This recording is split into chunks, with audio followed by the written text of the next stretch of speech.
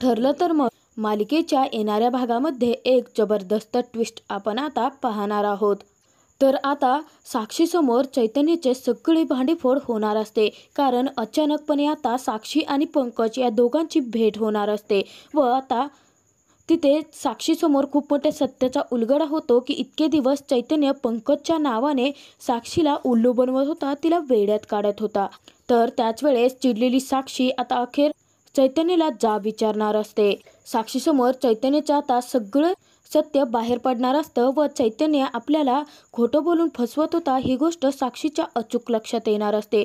परंतु अचानक साक्षी आणि पंकज या दोघांची भेट कशी होणार आणि त्यानंतर जेव्हा पंकजकडून चैतन्याला तू भेटलाच नसल्याचं आणि त्याच्याशी काहीच संपर्क नसल्याचे सत्य जेव्हा साक्षीला कळणार, तेव्हा चिडलेली साक्षी आता पुढे कोणता निर्णय घेत, चैतन्याला आता त्याने केलेल्या खोटारडेपणाचा जाब विचारणार का, की चैतन्य परत आता आपलं वकिली बुद्धी वापरून साक्षीला मूर्ख बनवून वेड्यात काढणार का, हे आपण या व्हिडिओमध्ये पाहणार आहोत। तर व्हिडिओ शेवटपर्यंत नक्की बघा। तर इकडे आता मधुभाऊंच्या केसची सुनावणीची तारीख जवळ आलेली असते आणि त्याचमुळे अर्जुनला खूप टेन्शन आलेलं असतं, कारण अर्जुनकडे साक्षीच्या विरोधात कोणतेही पुरावे त्याला अजून भेटलेलेच नसतात।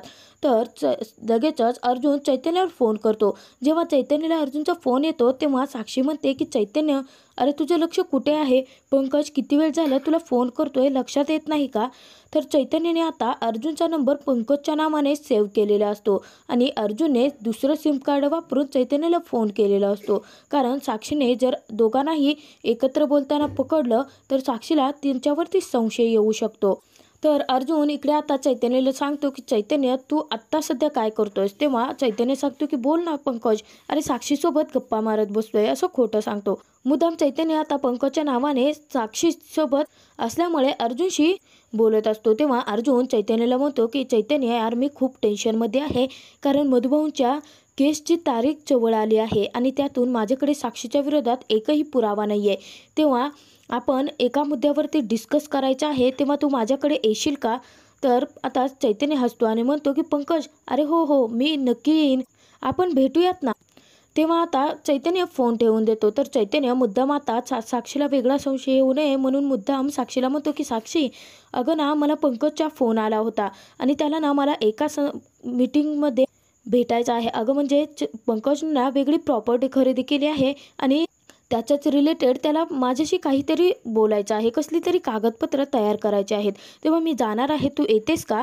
तेव्हा चैतन्याला अचूक माहिती असतं की साक्षी काही यायला तयार होणारच नाही, साक्षी प्रत्येक वेळेस नकार देते। तेव्हा साक्षी म्हणते की नाही चैतन्य, मला ना दुसरीच कामं आहेत आणि मला खरंच नाही जमणार, तू एकटा जाशील का? तेव्हा चैतन्य हसतो आणि म्हणतो की ठीक आहे। चैतन्याला तर ऑलरेडी हेच हवं असतं की साक्षीने त्याच्यासोबत येऊच नये। तर चैतन्य पटकन आता आपली ऑफिसची बॅग घेतो आणि त्यानंतर तडक निघतो तो अर्जुनकडे। तर इकडे अचानक आता साक्षीला फायनान्सरचा फोन आलेला असतो आणि साक्षी त्यांना सांगते की एका रेस्टॉरंटमध्ये भेटण्यासाठी। तर साक्षीने त्यांना सांगितलेलं असतं की माझ्याच्याने जेवढे होतील तेवढे पैसे आत्ता सध्या मी तुमच्यापर्यंत पोहोचवेन, तुम्ही एका रेस्टॉरंटमध्ये भेटा, आणि आता त्या रेस्टॉरंटचं नावही साक्षीने सांगितलेलं असतं। तर साक्षी आता तयार होते आणि जाते ती त्या क्लायंटला भेटण्यासाठी, त्या फायनान्सरला भेटण्यासाठी गेलेली असते। तर इकडे आता चैतन्य आणि अर्जुन दोघेही भेटतात। तेव्हा अर्जुन खूप टेन्शनमध्ये असतो आणि अर्जुन चैतन्याला म्हणतो की चैतन्य, तुला काही साक्षीच्या विरोधात पुरावे भेटले आहेत का? तेव्हा चैतन्य म्हणतो की यार अर्जुन, सॉरी, मी खूप प्रयत्न करतोय, मला ना असं वाटतं की साक्षीच्या मोबाईलमध्ये ना पुराव्यांचा खजिनाच असेल, परंतु त्याला ना लॉक आहे आणि ते अनलॉक करण्याचा मी खूप प्रयत्न केला, परंतु त्याचा पासवर्ड मला माहीतच नाही आहे। परंतु मी साक्षीला आता चांगलंच उल्लू बनवतो, मूर्ख बनवतो आणि काही करून तिच्याकडून पासवर्ड काढून घेतो आणि त्यात जर काही महत्त्वाचे पुरावे मला भेटले तर मी तुला लगेच मेसेज करून पाठवतो हे। तेव्हा अर्जुन म्हणतो की चैतन्य, मधुभाऊंच्या केसची तारीख खूप जवळ आली आहे आणि पुरावे आपल्या जवळ नाही आहेत, म्हणजे आपण प्रयत्न करून ते पुरावे शोधूयात, तर तू या सगळ्यामध्ये माझी साथ निभव। तेव्हा चैतन्य म्हणतो की बस काय मित्रा, मी तर तुझी साथ कायमच देणार आहे। आता बघ साक्षीची कसा उलट डाव खेळतो ते, मला ना काही करून त्या साक्षीला जेलमध्ये पाठवायचंच आहे। यावेळेस आपण कोर्टात अशी बाजी पलटवायची ना की कोर्टाने डायरेक्ट साक्षीला जेलचीच हवा खायला पाठवायला पाहिजे। तर अर्जुन चैतन्याला म्हणतो की हो, असंच होऊ दे।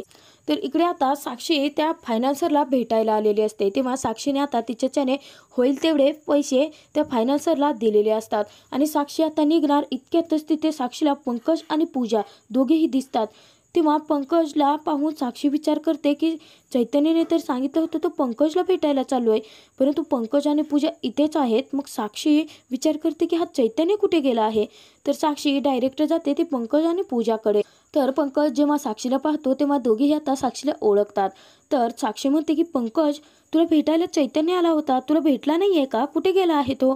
तेव्हा पंकज म्हणतो की चैतन्य आणि मला भेटायला, काहीही काय बोलतेस साक्षी. तेव्हा साक्षी धक्क्यानेच विचारतो, म्हणजे चैतन्य तुला भेटायला आलेलाच नाही आहे. तेव्हा पंकज म्हणतो की अगं, जेव्हापासून रियुनियन झालं आहे ना त्याच्यानंतर आमच्या दोघांचा कसलाच कॉन्टॅक्ट नाही आहे, परंतु चैतन्य तुला असं का म्हणाला की तो मला भेटायला जाणार आहे. तेव्हा साक्षी विचार करते की चैतन्य माझ्याशी खोटं बोलतोय आणि त्यानंतर प्रियाचा आलेला फोन आठवतो. प्रियाने ऑलरेडी साक्षीला सांगितलेलं असतं की चैतन्यला गोरेबाईने अर्जुनच्या ऑफिसमध्ये बघितलं आहे आणि त्यानंतर प्रियाने साक्षीला हेही सांगितलेलं असतं की चैतन्य नक्कीच अर्जुनशी परत मैत्री करून साक्षीची फसवणूक करतोय. तर साक्षी म्हणते की नाही सॉरी, मला वाटलं की तो तुझ्याशी भेटायला आला असेल, परंतु इट्स ओके. काय आहे ना, मी फोनवरती होते ना तेव्हा चैतन्य कोणाशी फोनवर बोलतं एवढं मी ऐकलं नाही, परंतु पंकज असं नाव ऐकलं, कदाचित कोणता तरी क्लायंट वगैरे असेल त्याचा. तेव्हा पंकज आणि पूजा म्हणतात की हो असेलही, पण त्यानंतर आता पंकज आणि पूजा दोघेही साक्षीला कॉफी पिण्यासाठी ऑफर करतात, परंतु साक्षी सांगते की नाही, मला ना माझ्या कन्स्ट्रक्शनची ना खूप कामं आहेत आणि ती पेंडिंग पडली आहेत, तेव्हा मला बाकीच्या फायनान्सरचीही भेट घ्यायची आहे, सॉरी गाईज. असं म्हणून साक्षी तेथून बाहेर तर पडते, परंतु साक्षीच्या मनात आता प्रश्नांचं काहूर निर्माण झालेलं असतं. साक्षी विचार करत असते की हा चैतन्य माझ्याशी खोटं बोलून अर्जुनची मदत तर करत नाही आहे ना. जशी प्रिया म्हणाली की तिने गोरेबाईंनी अर्जुन आणि चैतन्याला एकत्र ऑफिसमध्ये पाहिलं आहे, तर त्याचप्रमाणे ते दोघे एकत्रही आले नसतील ना, म्हणजे चैतन्य माझ्याशी खोटं बोलतोय, माझी फसवणूक करून अर्जुनची मदत करतोय. तर साक्षी खूप चिडलेली असते आणि खूप वैतागलेली असते. साक्षी लगेचच आता तिकडे प्रियाला फोन करते आणि प्रियाला म्हणते की अगं प्रिया, खरंच खूप मोठा प्रॉब्लेम झाला आहे. तेव्हा प्रिया विचारते की काय झालं आहे साक्षी. तर साक्षी सांगते की अगं चैतन्यना माझी खूप मोठी फसवणूक करतोय आणि त्यानंतर घडलेला सर्व प्रसंग, की साक्षी आणि पंकज पूजाची भेट कशी झाली, त्यानंतर चैतन्य कशी साक्षीची फसवणूक करतोय, साक्षीला पंकजच्या नावाने खोटं बोलून तो अर्जुनची भेटायला जातोय, हे सगळं काही सांगते. तेव्हा प्रियासुद्धा खूप घाबरते आणि प्रिया म्हणते की साक्षी, ही ना आपल्यासाठी धोक्याची घंटा आहे, आपल्यासाठी हा धोक्याचा इशारा आहे. म्हणजे चैतन्य तुझ्याच घरात राहून तुझ्याच विरोधात पुरावे गोळा करून अर्जुनच्या हाती सोपेल आणि त्यानंतर कोर्टात अर्जुन अशी काही बाजी पलटवेल ना की जसे तुझे अण्णा जेलमध्ये गेले ना तसे आपण दोघेही अडकू शकतो. साक्षी, बरं झालं तू वेळेवरती मलाही सावध केलंस. तर आता साक्षी म्हणते की 1 मिनिट प्रिया, हा चैतन्य माझ्याशी आता माइंड गेम खेळतोय ना, परंतु त्या चैतन्याचाच वापर करून त्यालाच अर्जुनच्या विरोधात कसा उभा करते आणि मधुभाऊची केस कशी फिरवते ना ते बघतच राहतो. तर आता इकडे संध्याकाळी चैतन्य आलेला असतो, तेव्हा साक्षी मुद्दाम चैतन्याला म्हणते की चैतन्य कुठे गेला होतास रे.